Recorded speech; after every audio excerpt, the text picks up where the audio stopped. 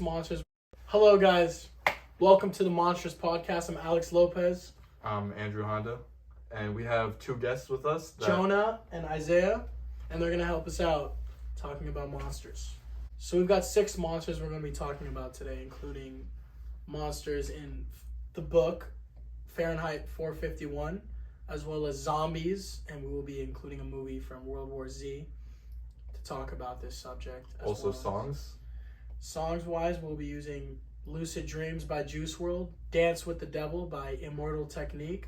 We have one painting, and we also have one TV show, which is on Jeffrey Dahmer. All right, guys. So, Jonah, what are your thoughts? Have you ever read the book Fahrenheit 451? No, I have not. Isaiah? No. Okay. Well, we'll talk about 451. Yeah. Fahrenheit 451 is about a dystopia, a world of differences when it comes to reading books. And in this era, books are considered illegal and dangerous to the society that people live in today. So our question to you guys is, what do you think literature has to play in our current society? What role does it play? Do you think it's needed? Oh, my food's here. Well, I feel like literature is so relevant in today's society because it has such a strong influence, especially when you look at it through the education perspective, because literature has a heavy influence on younger people because that's what predominantly is used in schools, and that throughout the education journey, literature really shapes and sculpts kids and shows them what's good, what's bad, and it also educates them on topics. So it's really powerful. It's very good. Do you have anything to add? Yeah, I think literature is very more used in the younger ages of growing up because that's when like the brain is still developing and like when kids still have like not really a choice to read or not. So like I feel like the older I get, the less I want to learn. But in like younger grades, I think a lot of people need to like use books to really like educate themselves and get smarter as they get older. So Okay, I like that. Entry number 2, which is World War Z. Have any of you guys ever watched World War Z? yeah, I love the movie. You love the movie? played the game. Yeah, we played the game too. Yeah, we have. So basically, our whole idea behind this movie is that we as a society are so glued to our phones. You know, you spend a lot of time on your phone. Yeah, a lot of Spend a screen lot of time on your Yeah, phone. yeah. Spend a lot of time shopping, thrifting, social media. through all that. And at the end of the day, what are we becoming really? We're becoming zombies. Yeah. We're becoming sort of like this entity, just in a society that's just like this, straight up. And we're not. You want jorts, you get it. Exactly. You want jorts? You go online. Yeah, You well, get- maybe some of us like it's harder than others because apparently they can't find it online, Yeah. and it's like it's harder for others apparently, and yeah. All right. So my question to you guys would be, as you know, Gen Z, do you feel that we're too dependent on these works of technology and the internet? Do you think we're too dependent on that? 100%. And do you think we're becoming sort of like a zombie? 100%. When you look at it, especially statistically, like there's just been such a rise, especially with technology continuing to grow and grow and grow. It's given more opportunity for everyone to have access to it, and the influence it has is just getting stronger and stronger and stronger. And we can see this, like everyone's starting to be attached to their phone. Everything's so accessible on your phone that it's just there, and everyone's using it. Especially like nowadays with like AI making things easier for people. Like I don't even want to do some like homework sometimes. Like I just search up everything basically. Wait, Andrew, could I sit? It's a rap Huh? Am I still in the thing if I sit there? Probably not. Never had a father and his mom was a fiend. She put the pipe down. Oh, But wow. every day she was That's a sober. Her powerful bar. sucks hard simultaneous. Nigga with a gun can bust slugs. Any nigga with a red shirt can front like a blood. Even puppies smoke motherfucker up in the club, but only a real thug can stab someone till they die. Standing in front of them, staring straight into their eyes. Billy realized the deep ahead and pulled back the shirt cover. But what he saw made him start to cringe and stutter, cause he was staring into the eyes of his own mother. She looked back at him and cried cause he had forsaken her. She cried more painfully, and when they were raping her, his whole world stopped. He couldn't even contemplate. His corruption had successfully changed his fate. Bro, that is so weird. Wow. Louder. That is. Sorry. Wait, is that based off a true thing or like? Yeah. Okay. So at the end of the song, He did that? so he was there because he also took part in it, but the person that he describes was his friend, and he killed himself shortly after. Like the protagonist in the song was his friend, Billy. Bro, what the fuck? So it was a real story. So it just shows like The monstrosity of like how gangs have such an effect on like young teens that are like caught in that lifestyle. Wow. it's like what you would do, what would you do to be a part of something? Yeah, just to fit in those standards. Wow. Our Thoughts? fourth depiction of monstrosity in this project is a painting titled Saturn Consuming His Offspring. And this will be provided on the screen for you We'll be as we speak. Oh, so right now there's a picture you can see right now. that's a graphic photo. So we want to know, guys, when you look at this photo right here, what does it look like? What are your first thoughts? I just Impressions. immediately like, it's like a frightening picture in my opinion. Yeah. Like the way the eyes are so wide and the way like, it just looks like The backstory disturbing. behind it is pretty much he's eating his own son because he's scared of what he can become and afraid that maybe his son might overtake him or take an advantage because of the possibilities that his son holds. Exactly. Relate to many other things, even if they're not part of your family, or it could be, for example, a mentor. If a person is mentoring oneself and that person begins to grow more and more, and that mentor sees that they're gonna overcome them one day, they might become jealous or just scared and frightened by what they might become. So they stop it all at that instant and just shut them down from what they're becoming. Yeah, I feel like this just represents the power of envy and jealousy as a whole, and how that can really just like even affect a father-son or just like a parental relationship. Oh, I think it's just interesting how he said like some parents don't want their kids to surpass them, or I feel like the whole point of like having a kid is like to raise them to be successful and continue your legacy. Yeah. Where it's like interesting in this photo, he doesn't want that. Like, what's the point of even having a kid if you're just gonna?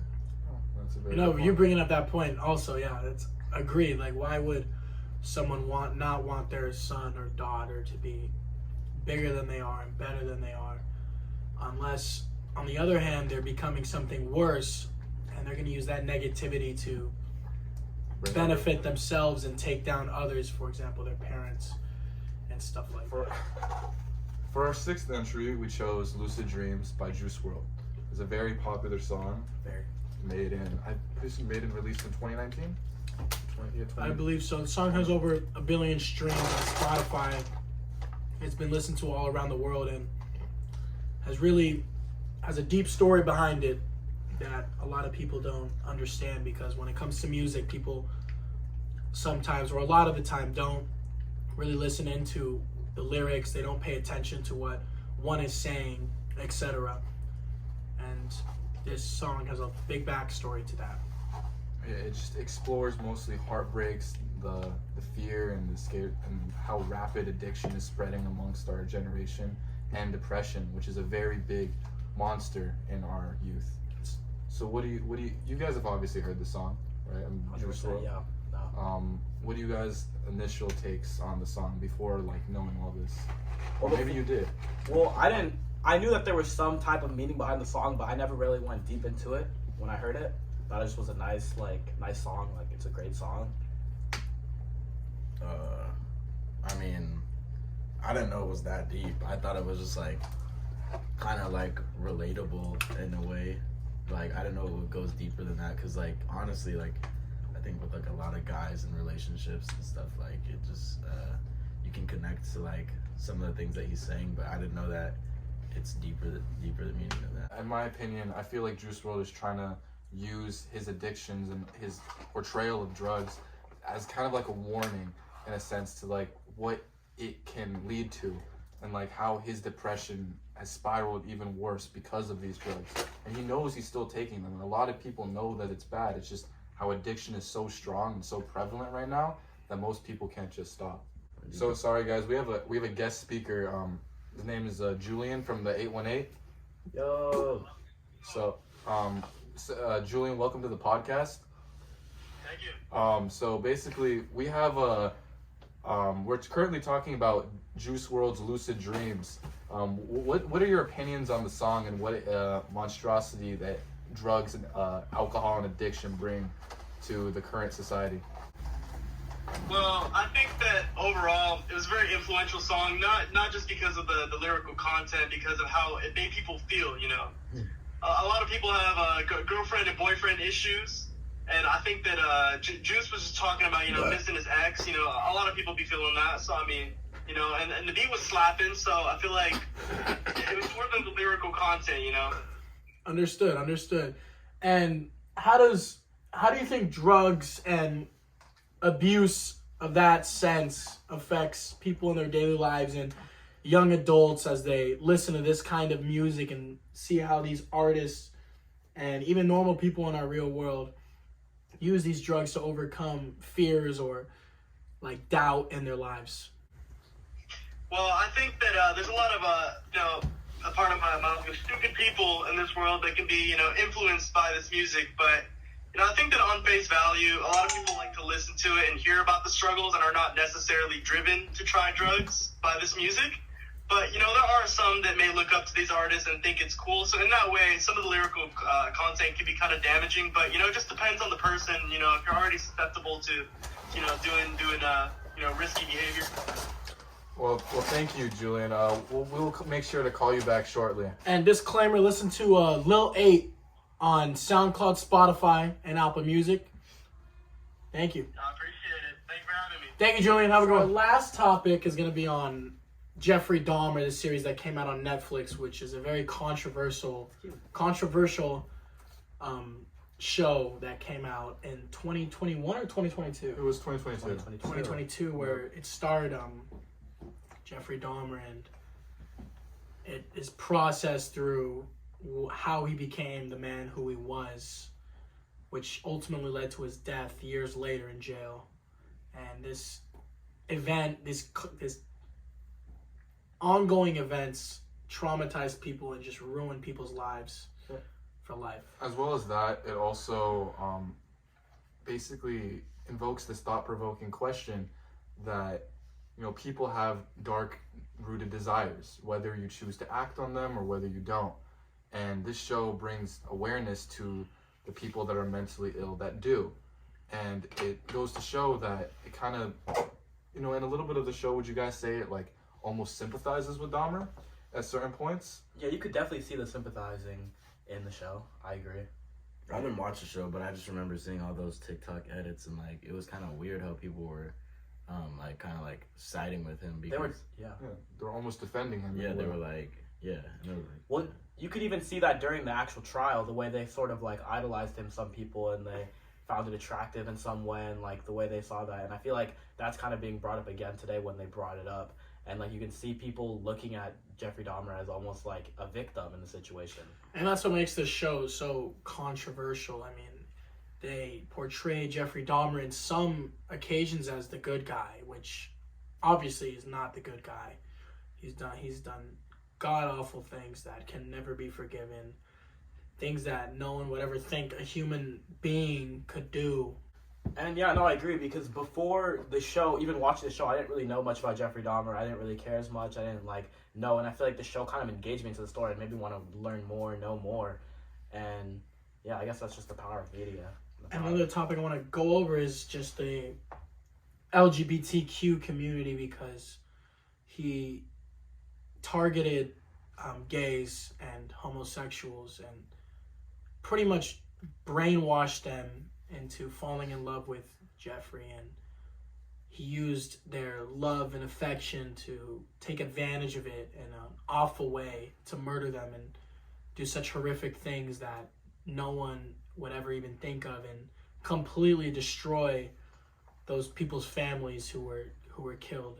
Yeah, a lot of the monstrosity, you could say, is from manipulation, and like manipulating people into, you know, thinking that one thing's happening when it's really another. And that just caused, especially like you said with the LGBT community, that caused a whole cultural like decline, because everyone was too scared after that. Yeah. No one was able to, you know, freely express themselves. And I agree. I feel like that relates to all of them. Like the way there's always going to be a lingering like effect. Like if they get caught, if anything happens to them, there's still always going to be someone affected at the end of the day, or there's always going to be a large effect to the mass. Well, that was our 6 relations to monstrosity for our little project here. And to conclude, we went over all these 6 monsters to hopefully help people understand that they have someone to go to, and we know these are traumatizing events that you don't need to refer to drugs or to watch someone do awful things make it seem like it's okay for you to do. And these monstrous activities are a warning that just turn the other direction and do the right thing. Thank you. I want to say thank you to Isaiah and Jonah for coming along on the Monstrous podcast. Yep. And Andrew Honda, Alex Lopez, Signing thank off. you.